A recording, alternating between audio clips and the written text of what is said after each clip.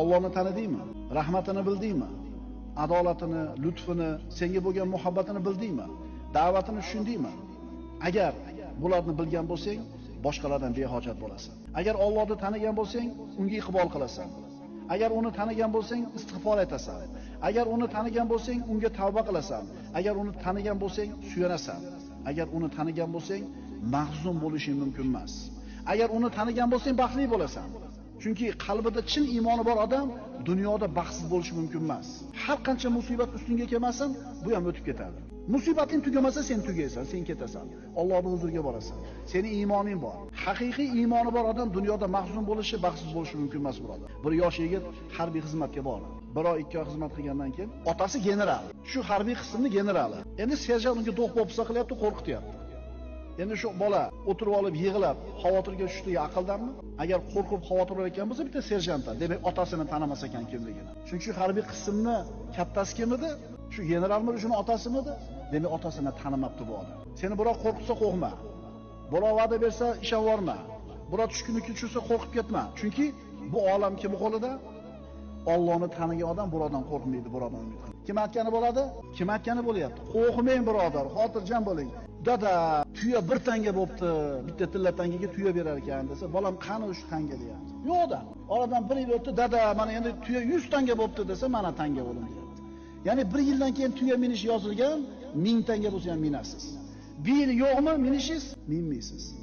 Ma'qulmi? Kim aytgani bo'ladi? Hasan Basriydan so'rashdi. Bunaqa bir martaba, maqomga qanday erishdingiz?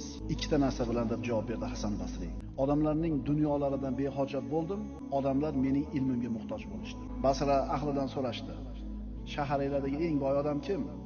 Hasan deyishdi. Al-Basriy rahimahulloh. Nimasi bilan boy deganida, uning ilmiga hamma muhtoj, lekin u hech kimga muhtoj emasdi. Uni azizligi iymoni bilan. Birodarlar, oxir zamonga kelib amirlar, mansabdorlar olimlarning ilmiga muhtoj bo'lmay qo'yishadi. Vaholanki ana shu amirlar olimlardagi bu ilmga muhtoj edi. Shu bilan birodarlar, millatlar, xalqlar, ummatlar tubanlikka yuz tutadi. Abbosiylarning ulug' xalifalaridan bo'lgan Ja'far al-Mansur, mana Abu Hanifa rahmatullohi alayhi davridagi xalifalardan. Xalifa Abu Hanifaga aytibdi: "Bizni ziyorat qiling, huzurimizga tashrif buyuring." Imom nima deb javob berdi? Nima uchun sizlarni ziyorat qilishim kerak? Sizlarda meni hojatim yo'q. Sizlarda faqat sizlarda ehtiyoji bo'lgan odamlar ziyorat qilishadi. Agar siz menga ikrom ko'rsatsangiz, meni fitnaga solib qo'ygan bo'lasiz. Agar oldingizga borganimda meni o'zingizdan uzoqlashtirsangiz, meni xorlagan bo'lasiz. Avvalgi davrda amirlarning, sultonlarning eshikdagi bormagan olimlar o'shuning uchun aziz bo'lgan. O'shuning uchun gap o'tgan. Keyingi davrlarda bu narsalar ozayib ketdi. Shuning uchun olimlarni ilmini haybati pasayib ketdi. Shuning uchun Allohga muhtoj bo'l, biroq. Agar Allohni taniydigan bo'lsang, hech kimdan qo'rqmaysan. Hud alayhisalom qavmi tahdid qilishganda nima dedi? Fakiduni jami'an. Men da'vat yetkazdim, Allohga tavakkal qildim, endi qo'lingizdan kelgan ishni qilinglar. Hud alayhisalomning azizligi Robbisiga bo'lgan iymoni bilan, tavakkul bilan edi. Alloh taologa duo qilinglarning ikkinchi ma'nosi. Hadiya har qanday odamning qalbiga yo'l ochadi. Rasululloh aytganlar, tahabbu. Hadiya vasila, hadiya vosita. Alloh taoloning ismlaridan o'zingga ulush olib, o'zingni Allohni rozi qiladigan huquq bilan zinatlaydigan bo'lsang, Alloh taolo seni albatta mukofotlaydi. Rasululloh aytadilar, rahimli insonlarga Rahmon rahim qiladi. Yerdagilarga rahim qilinglar, sizlarga osmondagi zot rahim qiladi. Rahimli bo'ling, hadiya qiling rahimni, Alloh tomonidan hadiya olasiz. Alloh taolo latif, muloyim bo'lgan zot. Latiflikni, muloyimlikni hadiya qiling odamlarga, Alloh tomonidan mana shu latiflikni olasiz. Alloh taolo adolatli zot. Odamlarga adolatni hadiya qiling, Alloh tomonidan adolatni olasiz. Agar biz Allohni tanisak, duo qilamiz, duo qilsak, ijobat qilishdan umid qilamiz, umid qilsak, Allohga yaqin bo'lamiz. Demak, ikkinchi ma'nosi shu. Alloh taoloning go'zal ismlaridan o'zimizga ulush nasib olishligimiz kerak. Alloh taoloning pok, at-toyib ismini bas qilyapmiz. Pokiza ayol bo'l. Bu Alloh taoloning katta marhamati. Rasululloh aytganlar, dunyo o'zi matoh, lekin shu matohning ichidagi eng afzali solih ayoldir. Pokiza taom qimmat bo'lganligi uchun, tansiq, antiqa taom bo'lganligi uchun emas pokiza. U pokiza pul bilan, halol kasb bilan topilganligi uchun pokiza. Ey Sa'd, luqmangizni pok qiling, duoingiz mustajob bandalardan bo'lasiz. Birodarlar, hammamiz imkoniyatimizda bor bu narsa. Qilayotgan kasbiy korimiz, tijoratimiz pok bo'lsa, Robbimiz pok zot. Poklikni yaxshi ko'radi.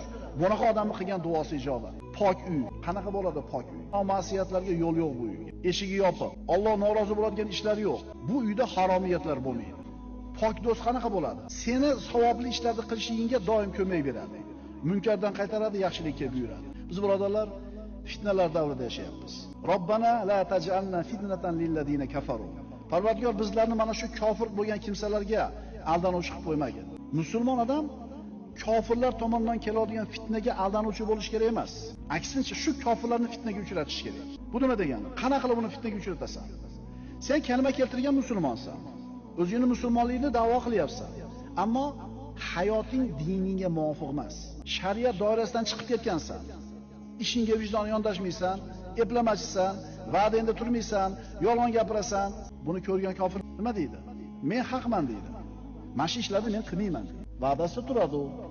Ishini professional bajaradi. Ahdiga vafo qiladi. Sen qilmayapsan deydi-da, siz diningizga amal qilmaganingiz uchun sizni diningizga fitnaga solib qo'yadi. Shuning uchun sizlar musulmonlar orqali qolib ketdinglar deydi. Agar unaqa bo'lmaganinglarda peshqadam bo'lardinglar deydi. Shu bilan iymoni zaif bo'lgan, dinini yaxshi bilmagan odamni ular fitnaga solib qo'yadi. Shuning uchun o'zingiz diningizga amal qilmasdan turib, uni tutgan yo'lini noto'g'ri ekanligini qanday berishingiz mumkin? Alloh azza va jalla toyib, pokiza bo'lgan zot. Innalloha toyibun la yaqbalu illa toyiba. Alloh azza va jalla pok zot, faqatgina pokiza narsani qabul qiladi. Albatta Alloh taolo payg'ambarlarga nimani buyurgan bo'lsa, mu'minlarga ham shu narsani buyurdi.